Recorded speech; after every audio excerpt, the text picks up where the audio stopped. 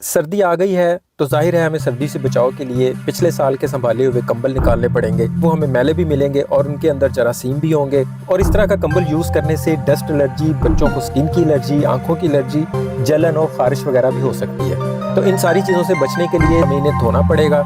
लेकिन धोने का सोचते ही इनका साइज़ और इनका वजन ज़हन में आ जाता है तो लगता है कि ये एक सबसे मुश्किल काम है, लेकिन हकीकत में ऐसा नहीं है। मुश्किल ये तब तक ही है जब तक आप बिस्मिल्लाह पढ़ के इसे शुरू नहीं करते। आप यकीन करें हमारे आज के तरीके से कंबल जितना भी वजनी क्यों ना हो, आम कपड़ों से भी ज़्यादा आसानी से धुल जाएगा। आसान तरीका आपसे शेयर कर देता हूँ। आमतौर पे कंबल धोने के लिए पूरे घर वालों को साथ लगाना पड़ता है, अदरवाइज वो नहीं धुलता। लेकिन मेरे आज के तरीके से सिर्फ एक बंदा भी पूरे घर के कंबल धो सकता है। वॉशिंग मशीन तो हर किसी के घर में होती है। हम इसमें 1/3 पानी भर लेंगे। थोड़ा सा पानी गर्म करके भी इसके अंदर दूसरे पानी के साथ शामिल कर सकते हैं। हमने भी एक बर्तन में 2 दफ़ा पानी को गर्म किया और उसको इस वॉशिंग मशीन में डाल दिया है। ऊपर से हम जो पाइप से इसके अंदर पानी डाल रहे हैं वो भी डायरेक्ट पानी आ रहा है, इसलिए वो भी नीम गर्म है।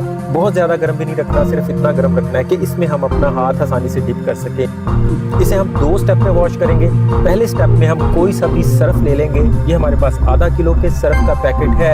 एक कंबल को धोने के लिए हम 1 पाव सर्फ का इस्तेमाल करेंगे। ये आप नोट कर लें कि डबल प्लाई के एक बड़े कंबल को धोने के लिए 1 पाव से ज़्यादा सर्फ का इस्तेमाल सिर्फ उस सूरत में करना है जब आपका कंबल बहुत ज़्यादा मैला हुआ हो, वरना 1 पाव सर्फ एनफ होता है, क्योंकि हमें इसके अंदर से सर्फ को निकालना भी है। और अगर सर्फ अच्छे से नहीं निकलेगा तो इसकी फर भी हार्ड हो जाएगी, कंबल सॉफ्ट नहीं रहेगा। और इस सर्फ में हम बेकिंग सोडा शामिल करेंगे। हमारे पास एक मय्यर गिलास है, हम इसे आधा बेकिंग सोडा से भर के इस सर्फ के अंदर शामिल कर देंगे। इससे सफाई के साथ साथ जरासीम भी खत्म होंगे। वॉशिंग मशीन के चलते हुए पानी के अंदर हम इस मिक्सचर को डालेंगे। सर्फ के छोटे छोटे जर्रे, छोटे छोटे दाने जब तक पानी में अच्छे से हल नहीं हो जाते, आपने कंबल क्या, आपने अपने घर के दूसरे कपड़े भी नहीं धोने। दूसरे कपड़े धोने के लिए भी आपको पानी के अंदर पहले झाग बनानी है, उसके बाद उसमें कपड़े डालने। हमने भी पानी को चलाने के बाद इसमें सर्फ ऐड किया। जैसे जैसे वो हल होता जाएगा इसकी झाग बनती जाएगी। अब हम इसे बटन से ऑफ करेंगे और इसका स्विच भी लाजमी निकाल देना है। लो जी, उस कंबल की बारी आ गई जिसे हमने वॉश करना है। लास्ट सीजन में जब इसका इस्तेमाल खत्म हो गया था तो हमने इसे एक बड़े शॉपिंग बैग में अच्छे से पैक करके रखा था। इवन इसके मुंह को बंद करने के लिए हमने पैकिंग टेप का इस्तेमाल भी किया था। लेकिन बावजूद इसके 6-8 माह पड़े रहने के बाद इसके अंदर ऑटोमेटिकली स्मेल पैदा हो ही जाती है। अगर हमने इसे धो के रखा होता तो सिर्फ 1-2 दिन की धूप से गुजारा हो जाना था। लेकिन नॉर्मली हम तभी काम करते हैं जब हमें उसकी ज़रूरत पड़ती है, इसलिए इन्हें संभालते वक्त मोस्टली ऐसे ही रख दिया जाता है कि अगले साल देखी जाएगी। और कैमरे में आपको इतना आइडिया नहीं हो रहा होगा, लेकिन फिजिकली देखने में इसका मैलापन अच्छे तरीके से वाज़ेह हो रहा है। तो हम इस तय किए गए कंबल की तह खोल देंगे। इस सारे को खोल के वॉशिंग मशीन के सर्फ वाले पानी के अंदर डाल देंगे। हमें वॉशिंग मशीन को ऑन करके इसे आधा आधा डिप करके बिल्कुल भी नहीं धोना। इस तरह करने से कंबल दोनों साइडों से तो धुल जाता है, लेकिन सेंटर से वैसे का वैसा रह जाता है। और ऊपर से वॉशिंग मशीन का जोर इतना लग जाता है कि उसके खराब होने के चांस भी हो जाते हैं। और उसमें एक और नेगेटिव चीज़ ये हो जाती है कि जब जो साइड पानी के अंदर होती है वो बहुत वजनी हो जाती है और उसकी साइड चेंज करते हुए आपका अच्छा खासा जोर भी लग जाता है। हमें इसको पूरे को खोल के इस मशीन के अंदर धीरे धीरे ठोंसना है। जैसे जैसे पानी इसके अंदर जज़ब होता जाएगा ये ऑटोमेटिकली मशीन के अंदर थोड़ा थोड़ा डाउन होता जाएगा। पूरे कंबल को पानी के अंदर डिप करने के बाद अगर आपके पास टाइम है तो आप इसे ओवरनाइट छोड़ सकते हैं। अगर टाइम नहीं है तो फिर आप इसे मैक्सिमम 2 घंटे भी छोड़ देंगे तो इसकी सारी मैल पानी के अंदर शिफ्ट हो जाएगी। इसके अंदर ज़रा भी मैल नहीं रह जाएगी। इस कंडीशन में भी अगर आपको लगता है कि कंबल ज़्यादा मैला था और सर्फ की क्वांटिटी कम है तो आप इसके पानी में सर्फ और ऐड कर सकते हैं। लेकिन उसकी शर्त यह है कि सर्फ को पहले पानी में हल करना है और उसके दाने को पानी के अंदर अच्छे से डिजोल्व कर लेना है और उसके बाद आप इस पानी में मज़ीद सर्फ ऐड कर सकते हैं। अब हमने इसमें खुद से भी थोड़ी सी मेहनत करनी है क्योंकि मशीन तो इसे चक्कर देने से रही, इसलिए हमें मशीन वाला काम अपने हाथों से करना पड़ेगा। थोड़ी सी मेहनत करनी पड़ेगी, इसको थोड़ा सा झंझोड़ना पड़ेगा इसके अंदर। ये सिर्फ इस तरह पड़ा रहने से साफ़ नहीं होगा। इसे इस सर्फ वाले पानी के अंदर हमें इसकी साइडें चेंज करनी पड़ेंगी। मतलब आधे घंटे या घंटे के बाद इसकी हम साइड चेंज कर देंगे। नीचे वाला हिस्सा ऊपर कर देंगे और ऊपर वाला नीचे कर देंगे। उसका सिंपल सा तरीका ये होगा कि आप एक साइड से इसको खींचते जाएंगे तो दूसरी साइड से खुद ब खुद अंदर घुसता जाएगा। तो थोड़ी देर बाद ऑटोमेटिकली इसकी साइड चेंज हो जाएगी। सर्फ की मिकदार बड़ी नाप तोल के और बड़ी सोच समझ के डालनी है। ये ना हो कि आप इतना सर्फ इसमें ऐड कर दें कि वो बाद में निकालना मुश्किल हो जाए, क्योंकि ये पानी को बहुत ज़्यादा जज़ब करता है, बहुत सोखता है। तो ये नहीं हो कि इसके अंदर से सर्फ निकालते निकालते 2 दिन लग जाए। इसे सिंपल हम जिस तरह आटा गूंथते हैं, सिंपली हम इस तरह इसे हल्की हल्की सी मुक्कियाँ देंगे ताकि इसके अंदर पानी जज़ब भी हो, इसके अंदर से निकले, फिर जज़ब हो, फिर निकले। वो एक वॉशिंग मशीन जैसा सर्कल चलता है। हमें अब इससे बाहर नहीं निकालना कि बाहर खींच के निकाल लो और निचोड़ो और ये वो करो। बस हमने यहाँ से इसका पानी निकालना, इसका सारा पानी निकल भी जाए फिर भी हमने इसे 5-10 मिनट ऐसे रहने देना ताकि इसके अंदर जो पानी जज़ब हुआ है वो भी धीरे धीरे वॉशिंग मशीन से ड्रेन आउट हो जाए। उसके बाद हम इसके ऊपर एक दफ़ा साफ़ पानी डालेंगे। इसके अंदर से सर्फ निकालने का ज़बरदस्त तरीका ये होगा कि ऊपर से पानी डालते जाना है और नीचे से वो इसका पाइप हमने नीचे उतारा होगा, ऊपर से साफ़ पानी इसके अंदर डाल रहे हैं और इसके अंदर से होके जो इसके अंदर की मैल वाला पानी बाहर निकल रहा है। थोड़ी देर हम ये बस काम करेंगे तो ये इसके अंदर से सारा सर्फ निकल जाएगा। 1-2 दफ़ा हम इसे हिला भी लेंगे, इसकी साइड भी चेंज कर लेंगे। जैसे इससे साफ़ पानी आने लग जाए इसको एक दफ़ा हम फिर बंद करके तो इसके पाइप को ऊपर वापस हैंग कर देंगे इसके साथ, और एक दफ़ा फिर इस ब्लैंकेट को साफ़ पानी के अंदर डिप कर देंगे। बिल्कुल कोई मेहनत नहीं करनी, ना इसको उठाना है, ना इसको निचोड़ना है, ना इसको बाहर निकालना है, कुछ भी नहीं करना। ये सारा कुछ खुद ब खुद वॉश हो जाएगा। सिर्फ और सिर्फ 15-20 मिनट या मैक्सिमम आधा घंटा हमने सर्फ के पानी में से डिप किए रखा है। ओवरनाइट का हमारे पास टाइम भी नहीं था क्योंकि हमने 3-4 कंबल धोने हैं और इतने लंबे टाइम के लिए इसे सर्फ वाले पानी में डिप करने की ज़रूरत भी नहीं है। नेक्स्ट स्टेप में हम इसके अंदर कपड़े धोने वाला इस तरह का अल्ट्रा पावर क्लीनर ले लेंगे, ब्रांड कोई भी हो। ये कपड़े धोने वाला लिक्विड होता है और इसकी फ्रेगरेंस भी बहुत ज़बरदस्त होती है। ये हम हाफ ले लेंगे, ये हम इसमें ऐड कर देंगे।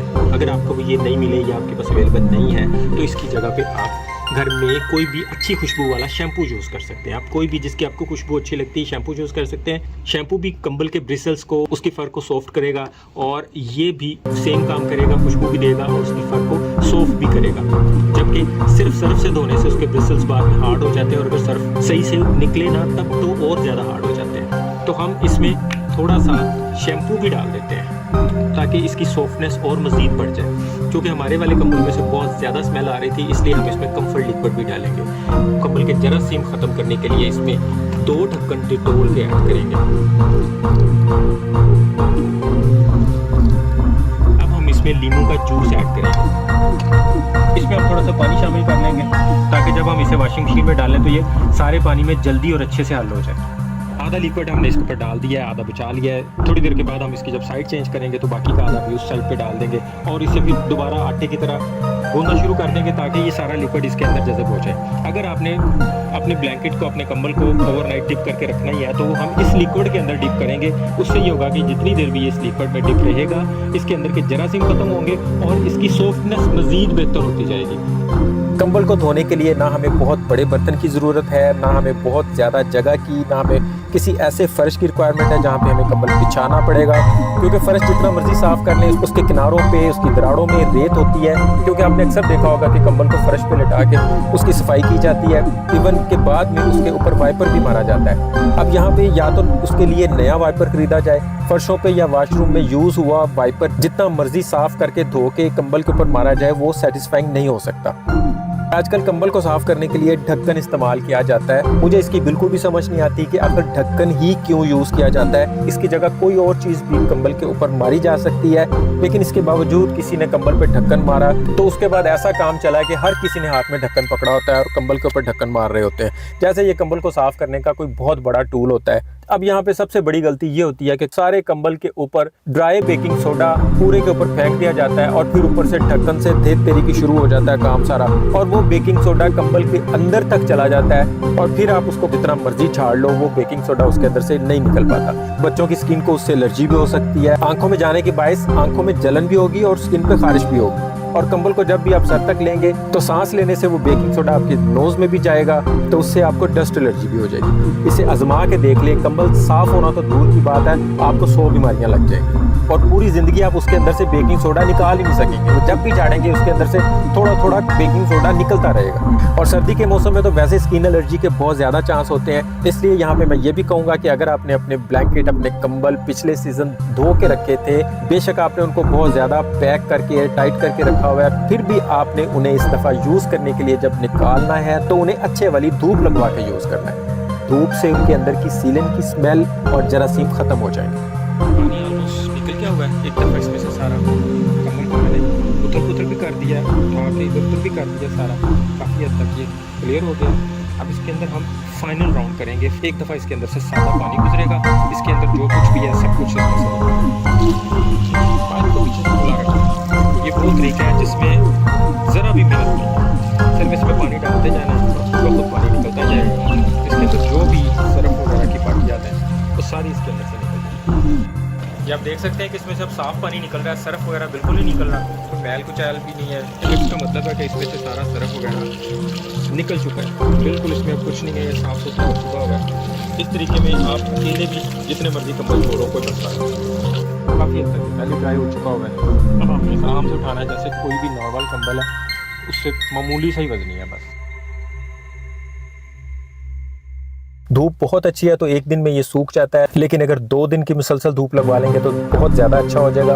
आप देख सकते हैं कि कंबल बहुत अच्छे तरीके से वॉश हो गया है, इसकी फर भी बहुत सॉफ्ट हो गई हुई है, ना हमें इसमें से सर्फ निकालने की मेहनत करनी पड़ी, ना ही इसे उठाना पड़ा, ना इसकी जगह चेंज करनी पड़ी, ना इसे निचोड़ना पड़ा। बिना मेहनत के, बिना घर में से किसी की मदद लिए हमने एक नहीं बल्कि 3 कंबल धो लिए हुए हैं। अगर आप भी अपने कंबल धोना चाहते हैं तो सबसे आसान और सबसे बेहतरीन तरीका यही है। आप इस तरीके को एक दफ़ा आजमा कर देखें, आपको इससे बहुत फ़ायदा होगा और आप मुझे याद करेंगे। और अगर आप इन्हें धोए बगैर इनके अंदर से बदबू, स्मेल वगैरह ख़त्म करना चाहते हैं तो उसके लिए मैं ऑलरेडी एक वीडियो अपलोड कर चुका हूँ, आप वो विजिट कर सकते हैं। इवन अगर आपने कोई लंडे के कपड़े भी खरीदे हैं तो उनके अंदर से भी जो उसकी खास किस्म की स्मेल होती है वो आप दूर भगा सकते हैं। वीडियो को लाइक और दोस्तों में शेयर ज़रूर कीजिएगा। चैनल पर नए हैं तो सब्सक्राइब करने के बाद बेल की आइकन पर ऑल पे प्रेस करना मत भूलिएगा, ताकि हमारा राब्ता बना रहे और हर नई आने वाली वीडियो का नोटिफिकेशन सबसे पहले आपको मिले। अभी के लिए इतना ही। अपना और अपनों का ख्याल रखिएगा। बहुत बहुत शुक्रिया। अल्लाह हाफ़िज़।